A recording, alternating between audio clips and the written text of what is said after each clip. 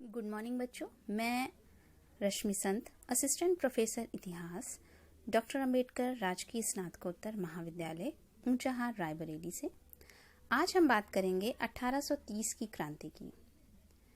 19वीं सदी के यूरोप में लगभग सभी देशों में क्रांतिकारी गतिविधियों का आविर्भाव हुआ। 1815 के वियना सम्मेलन के प्रमुख राष्ट्रों ऑस्ट्रिया, रूस, प्रशा, ब्रिटेन ने न सिर्फ अपने देश बल्कि अन्य देशों में भी होने वाले आंदोलनों को कुचलने की पूरी कोशिश की। जैसे 1821 में ऑस्ट्रिया ने अपनी फौजें इटली के नेपल्स और पीडमोंट में हुए विद्रोह को दबाने के लिए भेजी। मेटरनिक और उनके सहयोगियों ने निरंकुश एक तंत्रीय पुरातन व्यवस्था लागू करने की पूरी कोशिश की, जिससे 1830 तक यूरोप के अनेक देशों में क्रांति की चिंगारियां भड़क उठी। वियना सम्मेलन के द्वारा लुई 18वां पुनः फ्रांस की गद्दी पर बैठा था, लेकिन लुई 18वां ना तो फ्रांसीसी समस्याओं को समझा, ना ही उसने समस्याओं के समाधान के लिए कोई प्रयास किया। जनता और सांसद में तालमेल बिठा नहीं पाया। 1824 में ऐसी परिस्थितियों में उसकी मृत्यु भी हो गई। अब फ्रांस की गद्दी पर चार्ल्स दशम बैठा, जो पुरातन व्यवस्था का कट्टर समर्थक था। उसने क्रांतिकारी कानूनों को उलटना आरंभ कर दिया। उसने पादरियों और कुलीनों की जब्त की गई संपत्ति का मुआवजा देने का निर्णय लिया। उसकी ऐसी नीतियों से उग्रपंथियों में भारी असंतोष बढ़ गया और विशेष रूप से मध्यम वर्ग उसके विरुद्ध हो गया। उसके नए मंत्री पोलिनियाक की घोर प्रतिक्रियावादी नीति के कारण उसे हटाने की मांग होने लगी और इसी के चलते संसद को भंग करना पड़ा।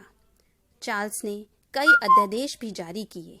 अब सरकारी आज्ञा के बिना कोई भी अखबार प्रकाशित करने पर रोक लगा दी गई। अतः चार्ल्स की नीतियों से परेशान जनता क्रांति के लिए सड़कों पर उतर आई। इस क्रांति का नेतृत्व लफायेत कर रहा था। उस समय पेरिस में 14,000 सैनिक थे, किंतु वे गलियों में तोपखाने का प्रयोग नहीं कर पा रहे थे।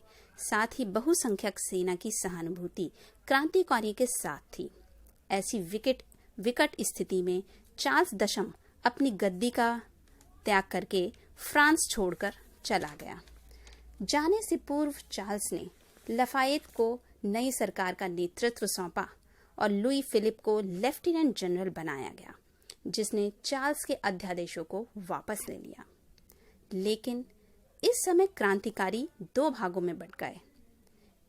पहला जो दल था वह कावान्याक के नेतृत्व में छात्र एवं मजदूरों का दल था, जो गणतंत्र की स्थापना करना चाहता था, किंतु यह अल्पमत में था। दूसरा दिए के नेतृत्व में मध्यम एवं पूंजीपति वर्ग था, जो राजतंत्र का समर्थक था। वास्तव में यह वर्ग जनता को सत्ता से दूर उलझाए रखना चाहता था और यह वर्ग बहुमत में भी था। चूंकि लुई फिलिप बूर्बो वंश से संबंधित था और वह उदार था, साथ ही उसने क्रांति के समय क्रांति का सक्रिय होकर उसने भाग लिया, अतः उसे जनता की इच्छा से फ्रांसीसी जनता का राजा घोषित किया गया। उसने अध्यादेशों का अधिकार वापस ले लिया गया, किंतु इतना सब होने के बाद भी प्रजातंत्र की स्थापना नहीं हुई और न ही जनता की आर्थिक स्थिति में कोई परिवर्तन आया। फिर भी हम देखते हैं कि इस क्रांति से राजा के दैविक अधिकारों का हमेशा के लिए अंत हो गया। वैधता का सिद्धांत समाप्त हो गया। सामंतों और पादरियों का प्रभाव कम हो गया। अब फ्रांस में मध्यम वर्गीय प्रभाव बढ़ने लगा और वियना कांग्रेस द्वारा स्थापित व्यवस्था पर 1830 की क्रांति एक प्रहार साबित हुई। गुड मॉर्निंग बच्चों।